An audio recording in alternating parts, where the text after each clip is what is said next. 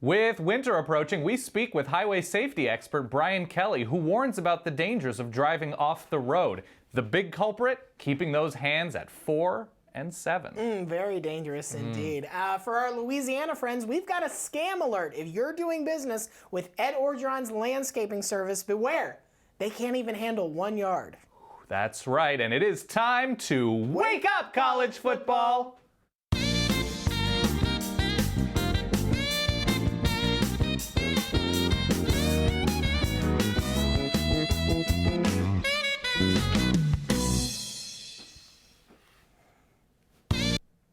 Ryan, I am so excited to talk about Week 12 that during that introduction, my crotch is all wet. All right, so we're less than a minute into the show. You've already gestured toward your crotch. Yeah.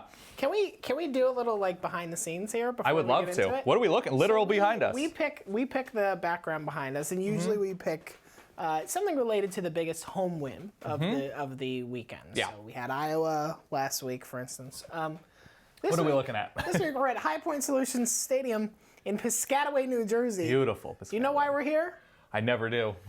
We're here because if you're a Rutgers fan, you don't have to go there anymore this season. You're done. Oh, so that is a big win. Yeah, it is maybe the biggest win. And I know many of you weren't going to begin with, so Maybe it's not that big of a change, but now you don't have to even consider the possibility.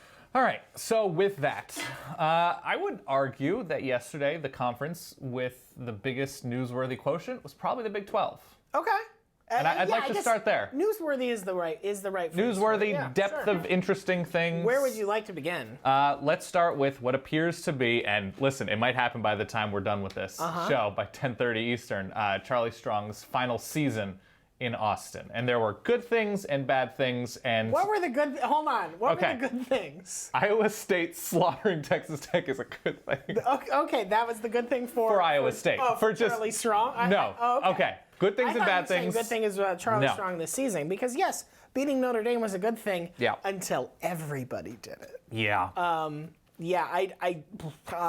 feel bad. Charlie Strong clearly in his press conference after this game, very emotional, very hurt by this, and we should not lose sight of the fact that this is a coach who has proven that he can build a program. He did it at Louisville, who was dealt a challenging hand, I think it's fair to say, at Texas starting out, but also lost to Kansas. Lost to a Kansas team that has not beat Texas since the 30s, that has not beat a Big 12 opponent in 2 years, that barely had any fans at this game to rush the field. Kansas, we should say, improving this year, even though they hadn't done as much on the win-loss side of things. Right. But you're still Texas, and you still can't lose to Kansas. They also lost to Cal, which can't do that either. Well, Stanford didn't. So there's that. That's all I know. Okay, elsewhere in the Big 12, and I guess we are supposedly mourning or beginning to mourn the end of the Charlie Strong era, but elsewhere in the Big 12, in terms of impressive things, the weather in Morgantown, West Virginia to start that game. But West Virginia falls down huge. They mount a comeback, but ultimately Oklahoma hangs on thanks to 2 extraordinary running backs, and really in this game 3 extraordinary running backs with what Justin Crawford was able to do as well for West Virginia. And Oklahoma outlasting West Virginia and holding on sets up a bedlam game against, I would argue, perhaps an even more impressive Oklahoma State Saturday with their win over TCU, which they allowed 6 points, and that was on a very short field, so it wasn't even that. So right now, the balance of power in the Big 12 lies squarely in the state of Oklahoma. As it did last year. I know we have something about this on SBNation.com, but this game will decide who wins the Big 12. This game decided who won the Big 12 last year. Why do we need a Big 12 championship? We already have it. Yes, we do. Just call this the championship game. I'm going to say something that might get me into trouble. Okay. If we're just talking about passing, Baker Mayfield is by far the best quarterback in college football. Like Lamar Jackson is wonderful, and I still think he should and will win the Heisman Trophy. But Baker Mayfield leads FBS in yards per attempt. He's second in completion percentage. He's fourth in passing touchdowns. And he's doing this all while being 59th in passing attempts per game. He is ruthlessly efficient. He arguably his worst game against Ohio State was still not a terrible game for him. I like I said, I don't think he's going to leapfrog Lamar Jackson just because of what Jackson has done over the course of the season. We should appreciate the... But I would not be surprised if it is a closer race than you think, just because if you look at, especially because Oklahoma, your defense is still totally garbage. Yeah. Still absolutely garbage. Gave up 388 rushing yards on 38 attempts by West Virginia. Right. So he has to be this good for Oklahoma to even be in the conversation at this point, which they are still. I think of the 2 lost teams, they are the hardest one to peg right now because they do get to play Oklahoma State. They don't get to play a conference championship game. Right. And they have a loss to the 1-loss team most likely to get in the playoff without playing in a conference championship game either. This is true. So Oklahoma, you exist in a very strange place in the playoff universe. Yeah. But good on you. Yeah, I'd like for Baker Mayfield, if he does somehow win the Heisman, to get real choked up and talking about the Big 12 defense. My God.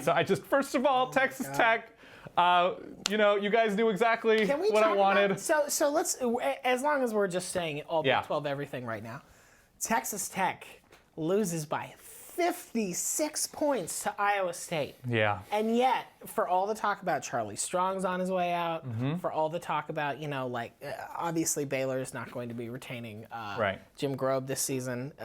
Their hot start to the season did not bear fruit whatsoever. Got shelled by Kansas State. Cliff Kingsbury, is he on the hot seat or is he just too handsome for that? He's on the hot throne. Yeah.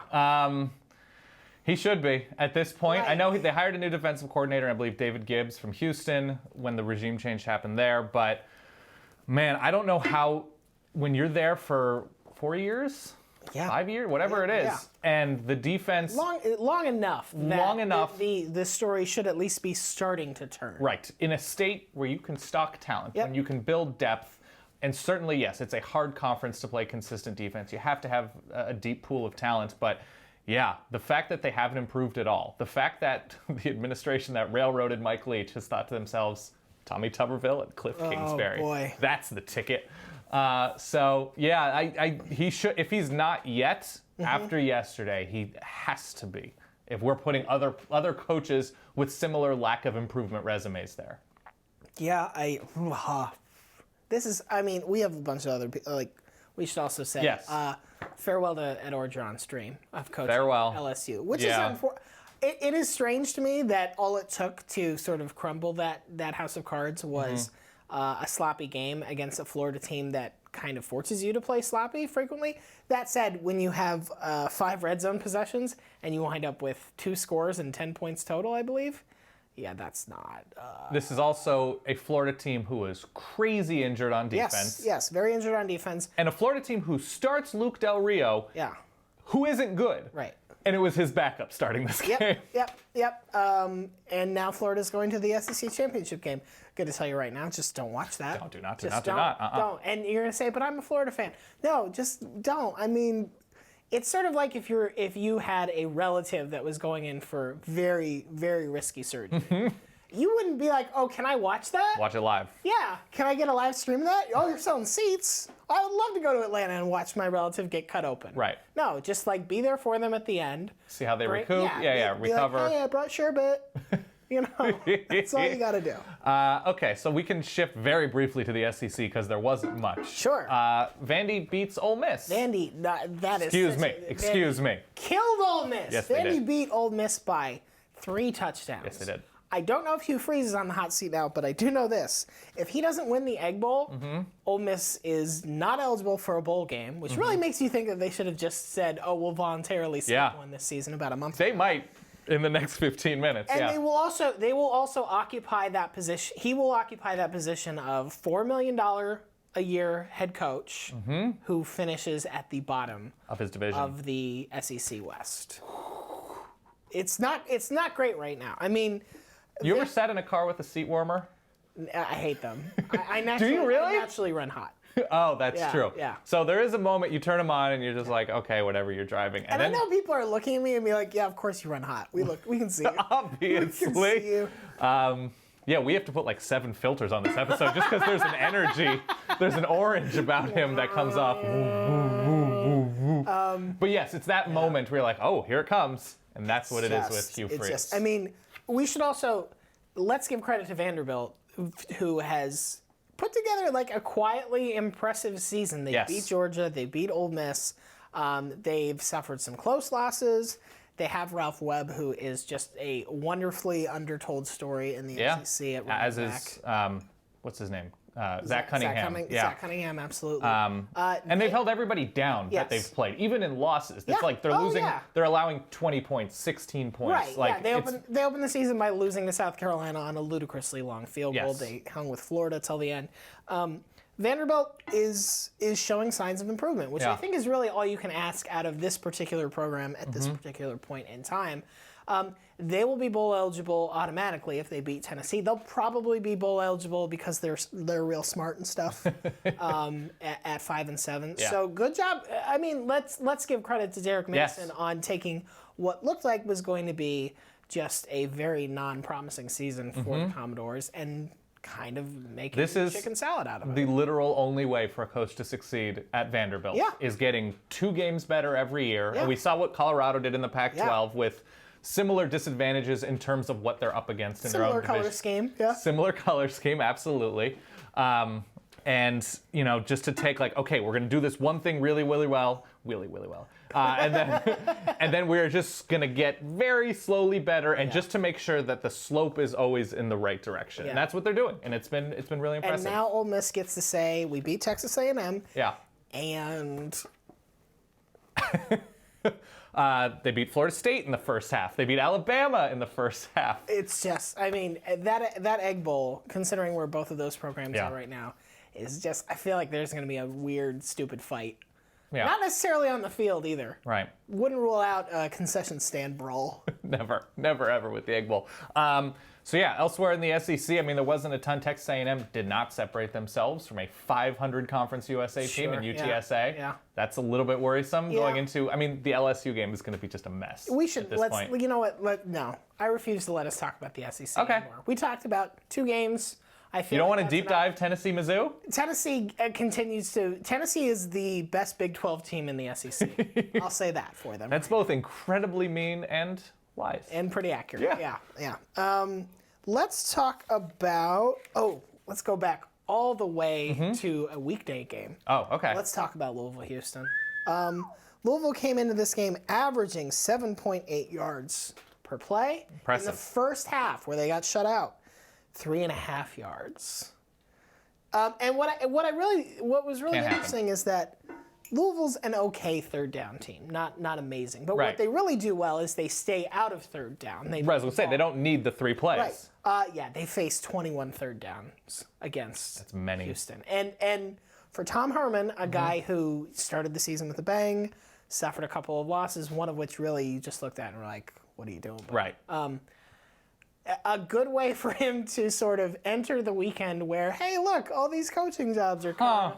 Wow, you want somebody who can beat a highly ranked team? Well, it's none of my business. And the interesting thing about Tom Herman as well is, within the context of this game and some other games of Houston and what they've played this year, is he has this offensive reputation. He was the architect of the Ohio State and getting Cardale Jones to be good really quickly, and Ezekiel Elliott, putting him in a position.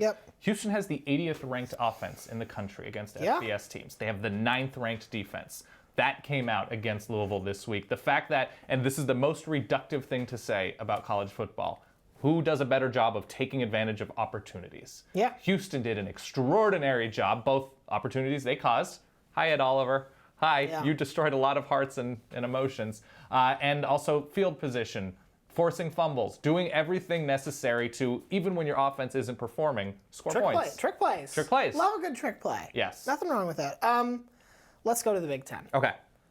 It's obviously Ohio State-Michigan week. And I expect that's really all most of the national media is going to talk about Big Ten-wise. Although, Nebraska-Iowa is out there. Yeah, it is. We should never forget. Yes, who do you feel better about going into this game? Because both teams emerged from the weekend with a win. Correct. In remarkably similar ways. Yeah. Played in bad weather, could not throw the ball. Bad quarterback play, got enough out of the running game to sort of complement that, and defense showed up when they need to, but not really much more than when they needed to. I mean, we can. Do you know which team had fewer passing yards in these two games between Ohio State and the Wolverines? I didn't see this stat, and because John O'Korn Yeah. and that offense exists, I'm going to assume Michigan.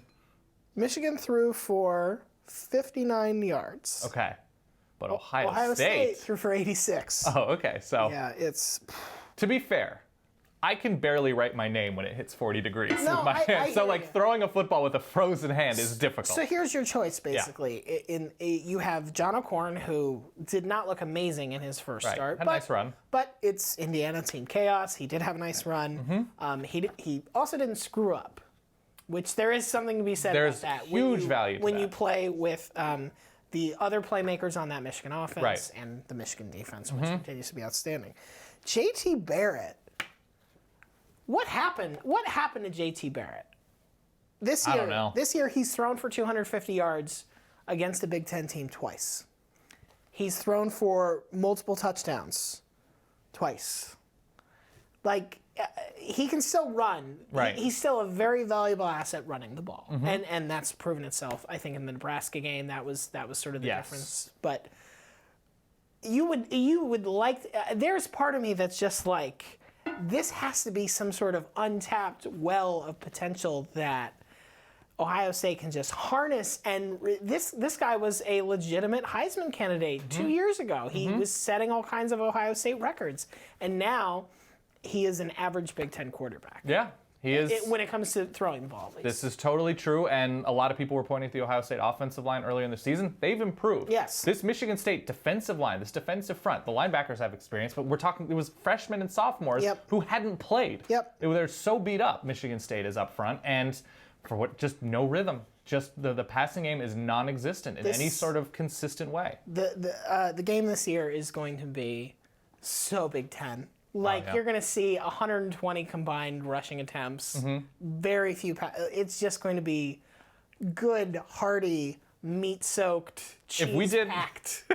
If we did a blind box score between Michigan, Ohio State, and, like, Minnesota Northwestern, it's impossible. Yeah, you wouldn't be able to tell. They'll go first. You wouldn't be able to tell. I also want to just briefly talk about Wisconsin. Let's. Beat Purdue. Rocking two quarterbacks. We really like this because basically Wisconsin is now the baseball team in the middle of the season. You're like, oh, the Astros threw a no-hitter. And you're like, oh, who? And you're like, no, they like 5 pitchers. They combined for it. No, nobody was out there for more than 2 1/3 innings. Yeah. Since they lost to the Buckeyes and the Wolverines back-to-back, Wisconsin has allowed 11 offensive touchdowns in 5 games. That's amazing. This considering this is a unit that's still very beat up, that still is saddled with an offense that is not exactly going to do them a ton of favors, although they can run the ball reasonably well. They have 3 really good backs now, Yes. Wisconsin's defense, I mean, we've mostly been focusing on the other side of the conference vis-a-vis the Big Ten championship game. Yeah. Wisconsin can win this conference, right? Yes, that they doesn't seem absolutely impossible right 100% can win a 13-10 game in the Big Ten championship, either against Penn State or Ohio State or Michigan, whoever ends up there. It's just an incredibly impressive year, especially going into the year. They were like one of 3 teams where you're like, maybe they'll be better than their record, but it's an impossible slate. Right. And what Wisconsin has done with that degree of difficulty has been nothing short of amazing. I'm gonna say something. I'm gonna be super nice today. Here's a team that's better than its record. Notre Dame. Yeah. 4-7 Notre Dame. All 7 of those losses have been 1-score games. Yeah, which almost 7 in those. Does it make it better or worse? I mean, it's weird because Notre Dame has been able to lose those games that have been the back and forth. Right. They've blown big leads. They've blown a big lead and come back and still won. They I don't know what to say about this Notre Dame team at this point. They go up 17-0 against Virginia Tech. Yep. And then they sure don't win 17-0. Everything falls apart. The final 3 quarters was like 34-14 if my math is correct. And they struggled with Gerard Evans. The Virginia Tech defense shaped up, and for whatever reason, Notre Dame is just out the gate hard, and maybe weird phrasing, but prematurely. Boy, this is getting worse. I know. What are you doing? Virginia Tech had a nice day. Virginia Tech had a nice day. Virginia Tech did have a nice day. Yeah. And still in, I believe, still in control of their destiny. Yes, they need to beat Virginia at home next week. Which Virginia Tech, if you can't beat this Virginia team, that kind of we're also all speaking the air out of your season. Of a Virginia Tech team who has lost to Syracuse. So yeah. Virginia Tech is exceptionally capable of getting in their own way. The ACC Wheel of Suck was really, if you haven't seen it this year, right? You're just like, wow, they lost to who? It's phenomenal. Yeah. Arguably though, the Virginia Tech Notre Dame game was not the worst thing to happen with someone that you in your mind associate with Notre Dame.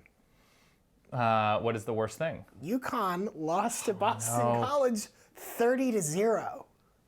Bob Diaco, that's the 5th straight loss for Connecticut this season. And not just loss. Yeah.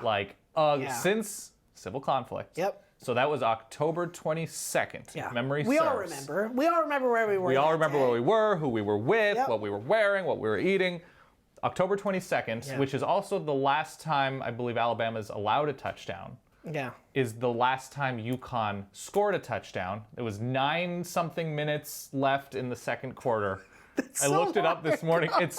We were all so different as people. We were a different nation. Everything felt like just the great times. Jeez. They have not scored a touchdown since. That's and it rough, is now November something or other. I don't know, 20th. That's aggressively rough. Yeah. That's 21st. So yeah, Bob Diaco in a season, UConn appeared to have made significant progress last year. Yep. This year, very much Houston. not so. I think the Big 12 is probably feeling fine not taking them in conference expansion. I would especially say so. like the rumor that was out there months ago that they were going to take UConn as a football-only acquisition. Which is like saying, I'd like to buy that house, but only the termites. Not the good parts, just the rotten wood. Let's go to a conference with a team that, unlike this direction for UConn, has a team going this direction Pac-12? from the dredges. Yes. Colorado? Pac-12 and Colorado. Colorado! Number 1 Buffs fans, right here. No. Oh, excuse me, Stanford Thank fan. you. A great big game win for you. Yeah, that's true. He also can stick out his tongue. I don't know. Oh, look at that. It's pretty gross. That's cool. It's terrifying. Let's start with Colorado Wazoo, and we will shift to Cal and Stanford in the other action. Yes. Colorado, an enormous second half, led by the defense, led by the swarming defensive front, led by an amazing secondary against as good a quarterback as the Pac-12 has in Luke Falk, as good a receiving core as the Pac-12 has in Wazoo's. Even though they're beat up, Wazoo goes on the road, gives Colorado a very good game. Colorado does everything necessary at the end of the game to put them away, including forcing a huge turnover, just getting to Luke Falk constantly. And Colorado now is in position with a win over Utah to play for the Pac-12. Hell yes. Utah, by the way. Yeah. What did they do yesterday? Utah, you're so bad. You lost to Oregon and Cal. That is a very, this would be a completely different season if we were talking about Utah without those losses. Right. In winnable games. Yep. It's not like we're saying, oh, well, Cal, tuned them up by 30. Mm-hmm. Both of these games, they just had to stop these kind of not so great teams at the end of the game. Came down to the final play. Just couldn't do it. Yep. And just couldn't do it. Let's say they beat BYU. They beat USC. Yeah. They lose to Oregon and Cal. They lose to Oregon and Cal. Yeah. Oregon at least buys Mark Helfrich a week. They buy Mark Helfrich a week. Justin Herbert looked very good against a defense that was constantly swarming him in the backfield with Hunter Dimick, arguably he's definitely the best defensive end in the Pac-12 and arguably playing at an All-American level. And he's constantly under pressure. Royce Freeman has a nice game. Charles Nelson's kicked out of the game for targeting, but the Oregon defense, I think they held him to 7 points in the first half. Mm-hmm. And the Oregon defense is completely beat up, and they have a respectable day. That's what you are, Utah. Nothing makes sense anymore. Right. Elsewhere in the Pac-12, Stanford beat Cal. Stanford beats Cal. The X remains in Palo Alto. I don't even think the X remembers what Berkeley looks like at this point. Oh man. It's like a child who hasn't seen its misbegotten father. Ooh. 7 years. Yeah. Christian McCaffrey sets, I think, a rushing record. Yeah. Big game rushing record. On the topic of rushing records, Dalvin Cook, all-time leader for Florida State. Passes work done. Passes work done. Very nice work for Florida State heading into a Florida game. Hey, please don't at me about that. Please just don't. I don't need that. Yeah. Thank you. Yeah. Florida State look good. I mean, they killed Syracuse, but defensively, they're super beat up and still developing young players. Georgia gets the black jersey negative mojo gone by beating Louisiana Lafayette. Woo! Congratulations, guys. USC still in it for the Great work. Pac-12. But while we're sort of talking about it, USC kills UCLA after falling down early. Yep. And needs a little bit of help. They need Colorado to lose to Utah to win the Pac-12 South. But USC and Sam Darnold, and I know what you're thinking. Surely, after Sam Darnold has a huge coming out party against Washington on a huge stage, you know, he's going to be on another big stage in a big rivalry game. 10:30 p.m. Yeah. kick. I mean, 10:30 but p.m. in kick. fairness, nobody wants to watch UCLA football. Right okay. now. Literally, that has nothing to do with USC. Yeah, Jim Mora. Also, in record-setting performances, I believe James Conner is now the ACC's career leader in touchdowns Hell yes. scored. Great job, James That's Conner. wonderful. What else have we forgotten? Miami beat NC State. Dave Doran, hot start to the season. That's not going so great Nope, now. Yeah, so now we're entering that phase where partially what we're playing for is who can save their job. Yes. And partially what we're playing for is who can... It feels like now we're mostly playing for who can hold on to a playoff spot or who can just ruin it. Because Apple Cup is going to be a weird game. Yep. That's an elimination game. Obviously, you figure Michigan-Ohio State is a de facto elimination game. Yep. I am a little curious about Clemson-South Carolina. Clemson, is still in position. Yeah. Clemson continues to be a turnover machine. As averaging 2.2 turnovers on offense a game, that's Texas level. Yeah. That's Akron level. That's not good. And, say what you will about Will Muschamp. Which I will. You know that I will. Will. A lot. I can say a lot. Does he know how to design a defense for a big game to win or lose, ugly the hell out of that game? Sure. Absolutely, he does. Yeah. Oh, he'll take 5 turnovers and turn them into 18 points. Yes. But that might be enough. That could be enough. That might be enough. So yeah, it feels like we are kind of at that weird intermediary point where the pot is about to boil over. Yep. And we're about to say, oh no, the ACC is in total chaos because the ACC doesn't. If Clemson either loses to South Carolina or in the ACC championship game, who is getting in from the conference at this point? Nobody? I mean, and Alabama, we're all like, Alabama's definitely getting into right. But if by some reason they don't, if they lose the Iron Bowl or they lose to Florida, who are you taking from the SEC at this? Who are you taking from the SEC at this point?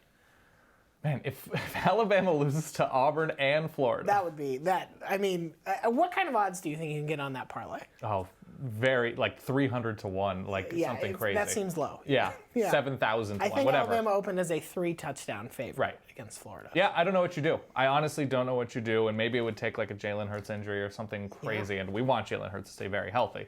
I don't know. If Clemson finishes the season losing to an exceedingly average South Carolina team. Yep.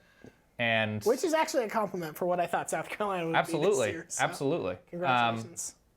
And loses to Virginia Tech, which is entirely possible in the ACC championship game. You have 14 two-loss teams to consider. Then it becomes the worst job picking these teams. There's no winning. So then you could end up with Alabama, Wisconsin, Virginia Tech, Washington, Washington State. Sealed. Sign it off, right? No, Washington State's not getting in. But yeah, it would be just a horrific situation. Good bounce back game for Washington, by the way. Struggled a little bit early on against Arizona State, but in the end, Jake Browning got it done. Washington. I think nobody benefited positioning-wise more than Washington this week because they got to see Louisville lose. Louisville's effectively out. I think it's fair to say effectively out of the playoffs as of now. They handled their business. They are still in.